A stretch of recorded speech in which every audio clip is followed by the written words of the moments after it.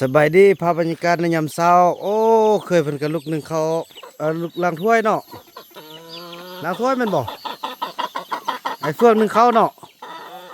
ช่วยกันพี่น้องเลยไอ้เฟืองเพิ่นหนึ่งเขาเงินเซาติกกับเซาลีก็กลับคืนมาละพี่น้องจะให้เบิ่งอันหนึ่ง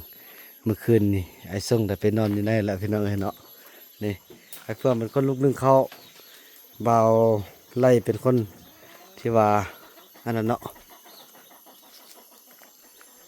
ล้างถ้วยนี่อันนี้ก็กำลังปรับปรุงคืนเทวงานซาลีถือว่าอันนี้ถือว่ากลับคืนไปเป็นที่เรียบร้อยเนาะนั่นค่ะที่เทิงบนพี่น้องเลยมันนี้ก็จะมาแก่ตัวนี้กับตัวนี้แล้วก็แล้วซื้อพี่น้องเนาะกับบุมีหยังไรไปบุกบามานอนพี่ละเด้พี่น้องเลยเนาะอันนี้ก็จะมาแก่กันใหม่มาสร้างคืนเนาะ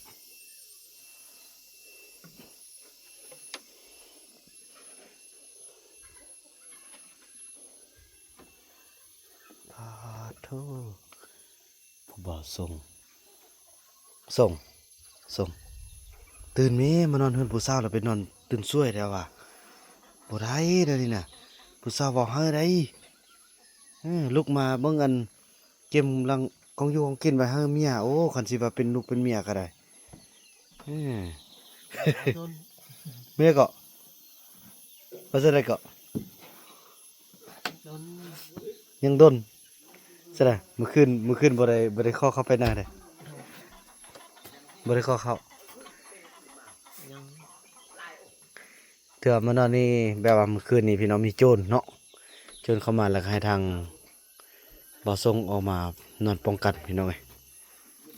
พออยู่ทางนี้มันจะเปรี้ยวเลยเนาะมันจะเข้มทางโอ้พี่น้องเลยผ้า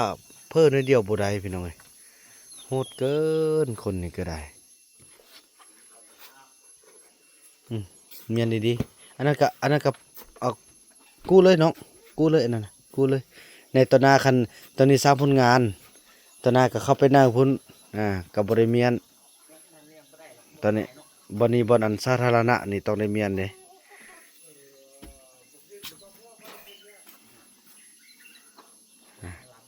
มื้อนี้ก็ถือว่าสิได้ไปอันซื้อโทรศัพท์ให้ได้ดุมันเด้อเอ้ยวี่ซื้อโทรศัพท์ให้ได้ต้องดุมันเฮ็ดเวียกได้บ่แม่นว่าสิขี้คร้านได้เพิ่นอยากให้มาดูแลสาวติ๊กได้เด้อไปหลังหน้าหลังตาโอ้ยไปนั่งยังนี่ไปแม่เห็นบอกเฮือนบักโอ้ยบ่อ้วยเลาะอนามัยโอ้สร้างผลงานให้ติ๊กเบิ่งใหม่ได้นางติ๊กนี่เห็นบัตรหนึงแล้วได้เห็นบัตรหนึงไปรีนอนโอ้ไล่เทื่อโอ้นี่เปลี่ยนแปลงเด้อสติ๊กยังเอาโอกาสเด้ตัวนี้นะเนี่ยพากันเก็บอันนี้นี่เก็บนี่ใส่นี่เก็บนี่ใส่นี่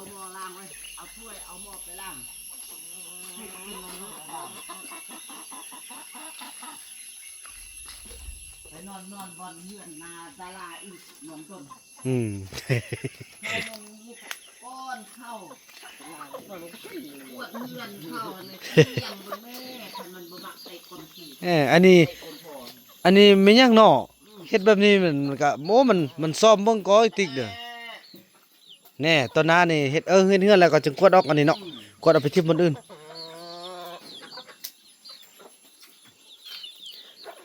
เมื่อวานนี้ได้ช่วยในสร้างเครื่องนึง3 ล้านปลายการเสียให้ในถึงอยู่6 ล้านปลายก็ยาแหละนั่นแหละก็เวียกเขาอันนี้แหละหาเงินไปใส่ไปพี่น้องให้ได้กับมีอันเสียไปนำกับบ่เป็นอย่างดีก็บ่มีอันใดเนาะแต่จริงแล้วมันกันว่าสิบ่ฮับมันก็ได้นะเพราะมันเฮาเฮ็ดตามแผนการของคันถึงแต่ว่าเข้าเองเป็นคนที่แบบจังได๋แบบบ่ปฏิบัติกันว่าสิประมาณใส่โทษเด้อก็สบายสำอยู่นำเข้าจุ่มมาเฮ็ดก็สบายเป็นในบ้านอีกพี่น้องเอ้ยคันเป็นทางอื่นแท้โอ้ยโยนความผิดให้เขาหมดเลยอันนี้ก็เอาใจเพิ่นมาใส่ใจเฮาเอานั่นแหละก็สร้างเฮือนให้เฮาเนาะเดินเขาก็จะว่าได้3 ล้านปลาย3 ล้าน660,000ทั้งหมดเท่าไหร่ก็6 ล้าน660,000ทั้งหมดน่ะเราแบ่งครึ่งแบ่งครึ่งเลยแต่อยู่3 ล้าน360,000 ก็ข้อน้ำมุกน้ำมันที่เราจะพาใหม่มาใส่ในตึมเลยนะก็เอาไปช่วยนี่แหละที่ว่าไอ้ปักแวกๆไทยรูปไทยวิดีโอแวกๆย้อนเพื่อพวกเฮานี่แหละเมื่อนี้หันไอ้ส่งได้โทรศัพท์ไอ้ยงไอ้นู่นได้โทรศัพท์แล้วก็เบิ่งผู้ใดตึมเดี๋ยวเบิ่งรายการแล้วก็มีไอ้เฟื่องบ่ได้เดี๋ยวเด้อไอ้เฟื่องเบิ่งคือว่าไอ้เฟื่องได้เดี๋ยวเด้อน้องจะเบิ่งก่อนเด้อ ฉันได้เอาแต่สับเนี่ยนี่ซอยสับติ๊กนี่เอาขี้เมียนออกเลยตื่นเศร้าเอาขี้เมียนออกไปมันเอาไปมาดูนอนก็นอนโยกพี่สุดมากหมกเข้ากันเอาแล้วไป ไอ้เฟื่องบ่มีเทื่อมีแต่เบานูน 3,000พี่วีเนาะนี่เนาะซื้อมือถือให้เบาส่ง 3,000ค่าน้ำมันรถเบาบุญนำ1,000 บาทแล้วตอนนี้มันมีอันแม่มันนี่จงแพทย์นี้เพิ่นส่งมา 4,000 บาทอันนี้ให้ไอ้เฟื่อง 2,000แล้วให้คำน้อย 2,000เพื่อไปซื้อหม้อซื้อข้าวแต่ว่าบัญชีที่อันคุณแม่มันนี่จงแพทย์นี้เนาะส่งมานี่นะสว่าเป็นบัญชีของคนอื่นแล้วเขาจะเอาสำทึกอายัดแล้วทึกเป็นแบบว่าเขาจะเอาบ่นำใส่แล้วนะพี่น้องเอ้ยพอเป็นคนลาวแล้วไปเปิดเนาะเปิดแล้วมันนี่เขากดสอบได้แล้วมันตัวนำใส่บ่ได้หั่นนะ ตัวต้องได้ไปแก้เท่านึงก็เป็นแสน2 แสนบาทสินะจึงได้แล้ววันนี้มันเงิน 4,000ไปค้างอยู่หั่นเดี๋ยวนี้เขาจะเอาระบบใช้แล้วตัวนี้บัญชีตัวนี้หั่นน่ะโอ้ยพี่น้องเอ้ยสงสารคุณแม่มันนี่จงแพทย์ให้เนาะตายพี่น้องเอ้ยเดี๋ยวบ่าวมันก็บอกว่าต่อไปก็ส่งเข้าเลขบัญชีลูกเด้อว่าคือว่าแหละพี่น้อง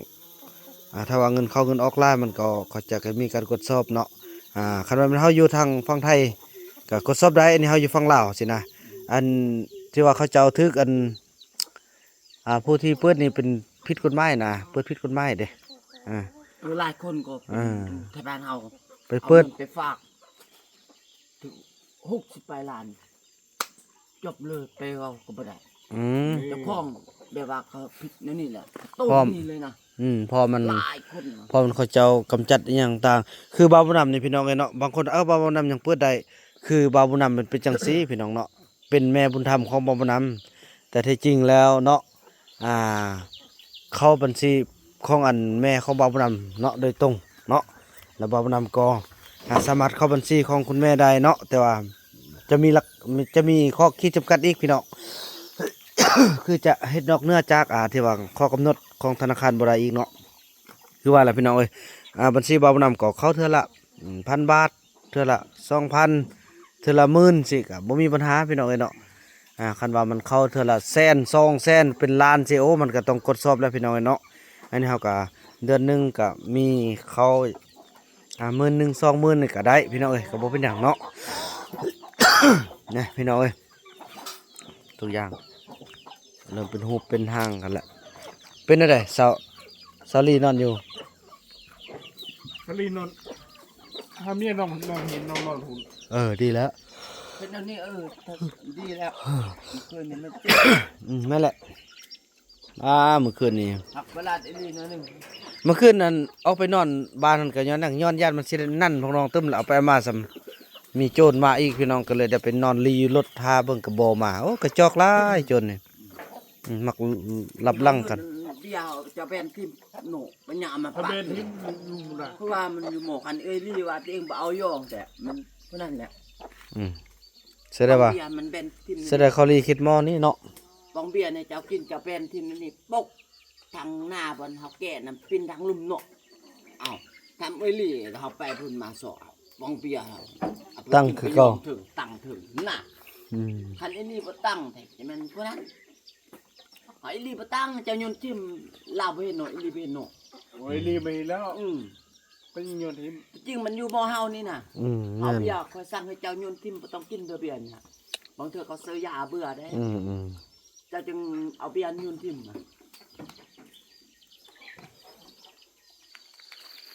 พอดีลมทางแม่เฮาเนาะพี่น้องเนาะ พอดีว่าเรื่องบัญชีนั่นแหละพี่น้องเอ้ยเพิ่นก็ว่าบ่เป็นหยังหรอกเทื่อหน้าก่อนแม่จะส่งให้ใหม่เพิ่นว่ายังไงเราก็ทำบุญไปแล้วเพิ่นว่าเนาะ4,000 บาทพี่น้องเอ้ยปอดโถเนี่ยประมาณวันที่25เพิ่นว่าสิส่งมาเติมเนาะ เอาไปล้างถ้วย ล้างถ้วยเนาะได้โทรศัพท์เด้เนาะอ่าพี่น้อง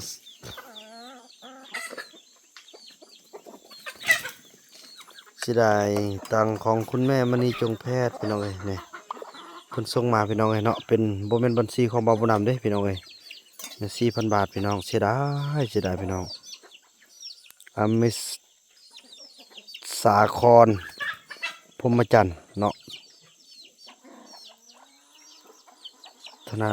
ธนาคารกรุงไทย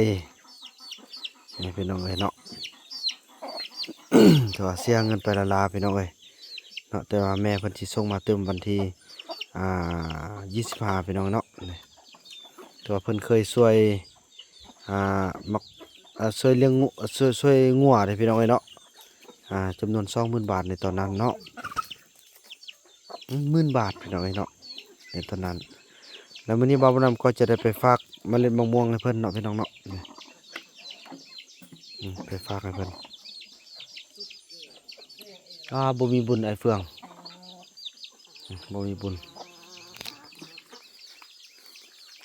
นั่นนี่โอ้เฮ็ดเวียกมันได้บาทนี่ไอ้นุ่นมื้อนี้จังน้อยละล้างหน้าล้างตาเด้อกินข้าวแล้วไปซื้อโทรศัพท์ไอ้พาไปซื้อโทรศัพท์ให้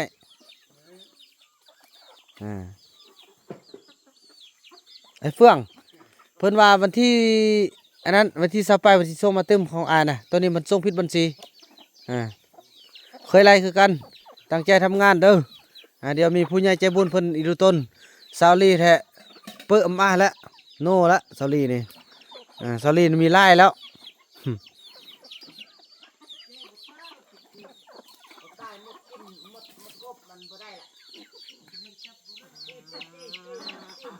แยกออริโอ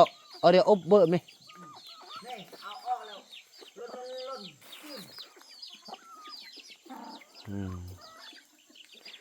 แกก็ได้กินจุกินเขาก็กินจุบุกินเขาก็บุกินตุกแกพี่น้องไอ้เบาน้ำเดี๋ยวบุกินเนาะพอเขาเจ้า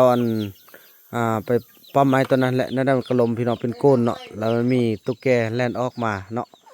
แล้วเขาเจ้าก็คือว่าแหละที่ชีวิตที่มันก็บ่มีบนอยู่แล้วพี่น้องไอ้เนาะเขาเจ้าก็เอามาทำอาหารเนาะมันซ่องตูนี่แหละพี่น้องเอ้ยเนี่ยสนิโอ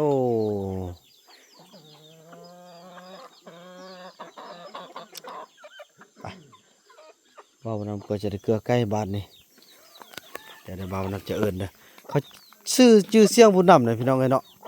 นี่เห็นบ่ชื่อเสียงขนาดเลยคนขนาดบ่เอิ้นกูเลยนี่นะ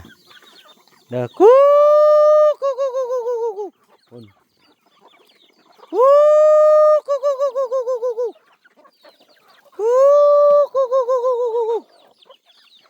อาหารจะไปเกลือกบเด้นี่พี่น้องเอ้ยโอ้ยจะได้มีมือกองได้พี่น้องเอ้ย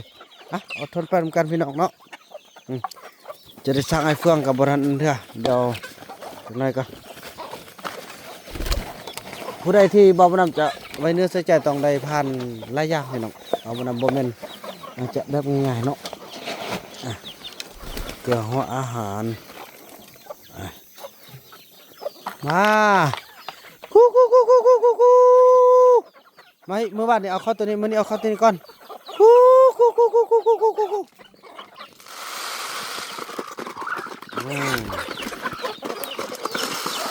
เอาโถไอ้กู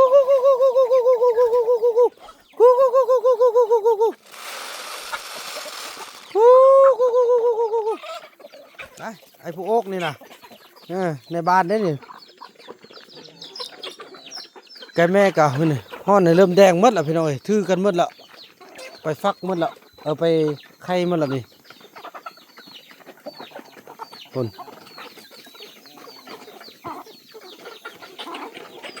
น้ำหันหมดแล้วบ่น้ำนี่ยังเนาะปัดโธ่เนี่ยสะลงลุมกินไปเดียวหมดพี่น้องไอเดียวก็เอาตึมก่อนแล้วก็ไปเกลือกบกันบาดนี่กบก็จะได้ไปปล่อยน้ำก่อนเบียร์ของบ่าวบ่นำลุกขึ้นมาตอนเช้าก็มีเกลือไก่พี่น้องเอ้ยเกลือไก่แล้วก็เอาในใดวะทางใดมันพะย่างเนี้ยโอ้ยออกข้างนอกซ้ำเกลือไก่แล้วก็เกลือกบเปลี่ยนน้ำเปลี่ยนในพอรับประกันพี่น้องเอ้ยเขาเจ้าบ่เคยเลี้ยงเนาะไก่เฮาก็เกลือแต่ต้นเช้ากับต้นแรงต้นสวยปล่อยให้เพิ่นไปซอกหากินเองเนาะ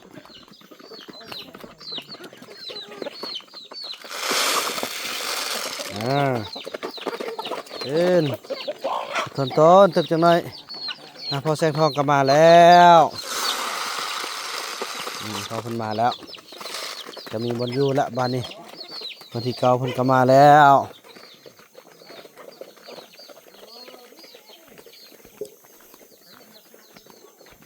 วันนี้ไปเกลือกบบาทนี่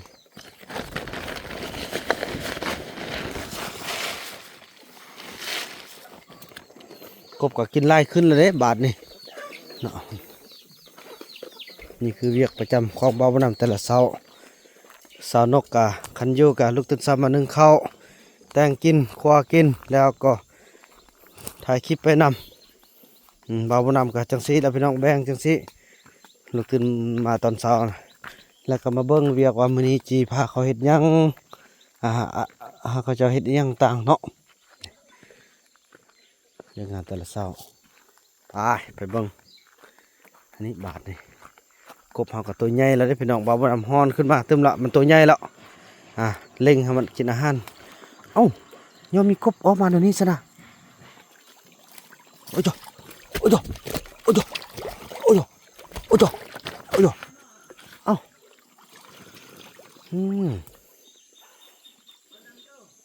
นี่กบก็เริ่มตัวใหญ่ละปล่อยน้ำก่อนพี่น้องนี่คือบอลระบายน้ำนี่ปล่อยน้ำออกก่อนปล่อยน้ำแล้วก็เกลือเดี๋ยวเบิ่งกันพี่น้องเนาะตัวใหญ่แล้วบ่าวดำจะปล่อยแต่ต้นแหล่ต้นเสาพี่น้องเนาะมื้อนึงเปลี่ยนเทื่อนึงปล่อยต้นเสาเอาน้ำใส่ต้นเสามื้ออื่นก็เปลี่ยนใหม่พี่น้องเขาสิเปลี่ยนมื้อละเทื่อนึกก็สว่าแบบบ่ไว้น้ำเนาะหลังจากเขาเปลี่ยนอาหารนี่สิได้เปลี่ยนเป็นมื้อละเทื่อเด้พี่น้องตัวนี้ก็เริ่มตัวใหญ่แล้วเด้นี่บ่นี่ตัวนี้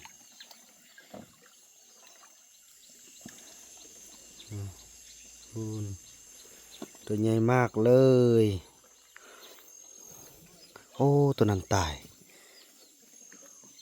ตัวมันกัดกันพี่น้องตัวใดน้อยแล้วมันกัดกันเด้มันสัตยานของกบเนาะนี่เป็นกรณีบ่ได้เอาขี้ต้มมาใส่เพราะว่ามันลิ้นขี้ต้มดีเด้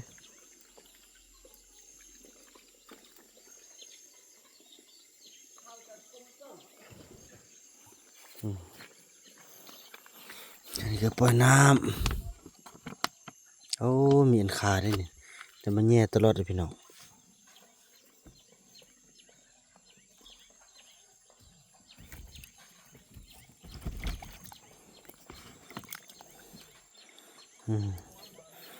มันมีอันนั้นนะหากตบนะเอามาอุดตัน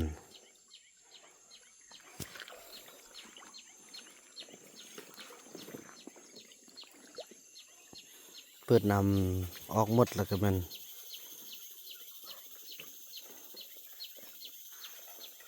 ใส่พี่น้องเนาะพบกันตอนที่ว่าเขาเกลือพี่น้องเนาะถ้าเป้านั้นจะไปอนามัยตัวนั้นก่อนมันตายตัวนึงแล้วนี่แล้วก็จะเอานำใส่เนาะหลังจากที่บ่าวนำได้ปล่อยน้ำออกไกลจะหมดนะพี่น้องเนาะบ่าวนำก็จะเปิดน้ำมาใส่ไล่เอาขี้ ที่ว่าหัวอาหารหรือว่าเศษมูลของกบเนาะออกจากที่ว่ามันตกตะกอนน่ะนะเนาะจากพื้นมันไล่ออกมันหมดพี่น้องเนาะนี่เห็นบ่น้ำมันจะเป็นสีเหลืองๆเนาะจากสีละแล้วมาเบิ้งตลอดเลยพี่น้องเห็นบ่ไล่ออกมันหมดจากปล่อยน้ำคนนี้บ่อนนี้มันสะอาดแล้วเนาะนี่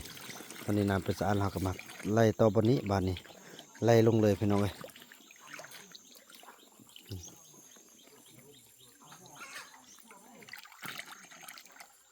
ไล่ออกไปนี่เดี๋ยวจะออกไปแล้วก็เฮาหลังจากมันเมิดนำมันใส่แบบนี้เฮาจึงอันนี้แหละพี่น้องเนาะเฮาจึงปิดไว้แล้วก็มันมาเกลือหัวอาหารใส่เนาะนี่หัวอาหารเฮาก็มาไว้นี่แหละเกลือเทื่อละถ้วยละเจ้ามังกรกลางถ้วยอันนี้ก็เต็มถ้วยเนาะหมดอันนี้ก็จะไปเปลี่ยนหัวอาหารเบอร์ใหม่เลยพี่น้องเนาะอันนี้เป็นหัวอาหารเบอร์นั่นเนาะเบอร์ 1ต่อไปก็จะเปลี่ยนเบอร์ 2พี่น้องนี่มือหนึ่งเปลี่ยนเธอหนึ่งพี่น้องครบรอบ24 ชั่วโมงเปลี่ยนเนาะมื้อเช้าพุ่นละเขาจึงจะได้เปลี่ยนเติมพอเปลี่ยนตอนเช้าเด้พี่น้องเนาะ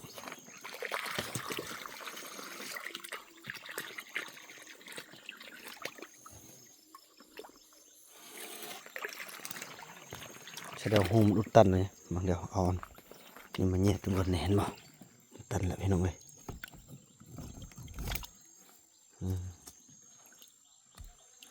โอ้ใบผักตบนี่ก็มีผลเสียแต่ผลใดผลดีแต่พี่น้องโอเคแล้วนี่ไล่ออกมันขี้มันเนาะ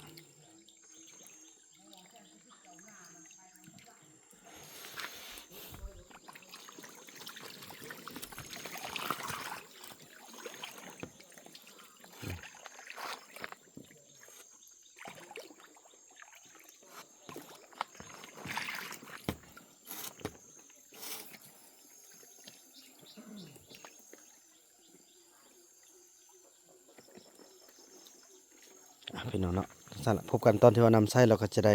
เกลือนำกันเนาะพี่น้องเนาะพอคืมมันก็มาเล่นนำ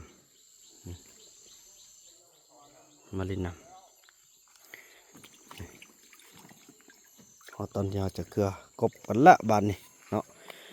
พอเพิ่นมาบอกอันบอลทำพี่น้องทำปลาแซงโอ้หรือว่าฮอดยามบ่เพิ่นบอกละมีผู้เพิ่นหูเนาะ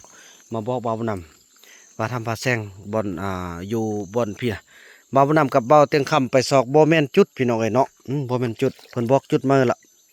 อยู่บอลนึงแล้วก็มีต้นไม้บอกไปที่เรียบร้อยพี่น้องเนาะ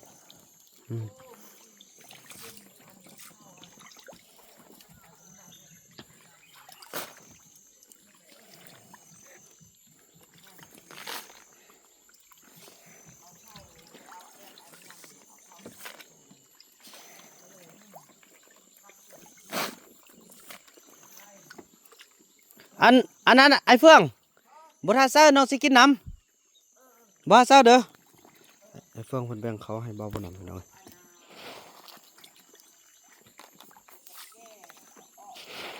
โอ้โหกับแกบ่กินเดี๋ยวแล้วพากันกินเลยกินยังเกาะซีนยัง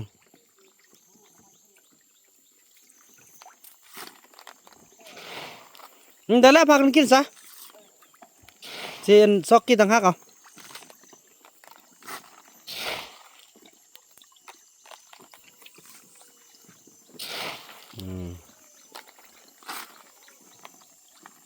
โอ้กินยำเลยคน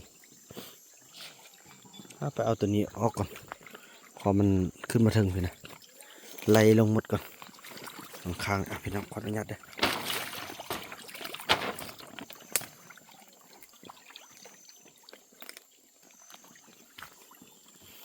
น้ำนี่มันไล่พดบ่าวน้ำกันยังปล่อยอยู่เนาะพอป้าดนกะอยากกินชิว่าเอาบริกินข้าวจะเพื่อชิว่าละ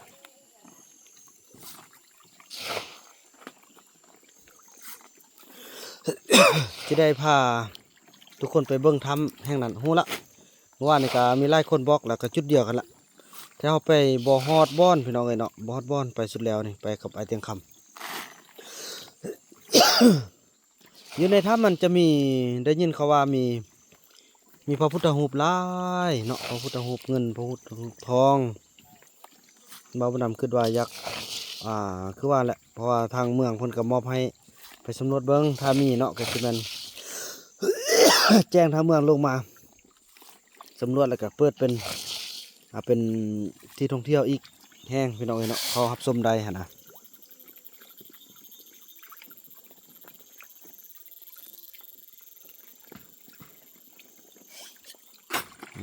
โอ้โธ่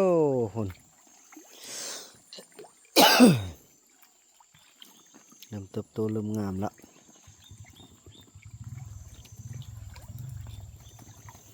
เธอว่าแนวนั้นแหละพี่น้องเนาะเธอว่าคลิปนี้บ่าวนำจะขออนุญาตจบคลิปกันเพียงสำนี้ก่อนเนาะแล้วก็พบกันใหม่ในคลิปต่อไปเด้อพี่น้องเอ้ยคลิปนี้บ่าวนำขอกล่าวคำว่าสบายดี